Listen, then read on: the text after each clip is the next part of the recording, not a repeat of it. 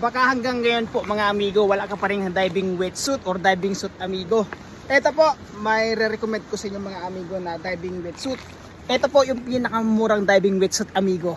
Pang anti-lamig po natin mga amigo dahil ngayon sobrang lamig po talaga ang panahon. Ito po, tingnan mo po, 3mm po yan siya amigo, makapal na po. Anti-lamig, anti-kati-kati, anti-jellyfish po amigo. Ito, napakaganda po niyan. Kung tahi lang po ang pag-uusapan amigo, napakaganda po ng tahi niyan. Ayan o. Yan, hindi po basta-basta mapupunit yan, amigo. At saka tingnan mo naman po yung forma, napakaganda ng forma yan, amigo. Diba? Pang dive po talaga yan, amigo. Ayan o. Tapos kapag isusuot mo naman, mas mabilis lang dahil po may zipper siya sa likod. Ito po yung zipper niya, amigo. Yan. Diba? Ganda nga, amigo.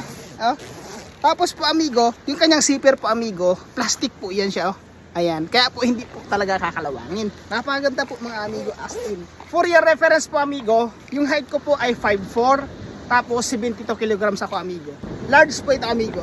Ayan, ilalagay ko po yung link amigo dyan sa ating basket kung saan ko po ito nabili. Para sim quality tayo amigo.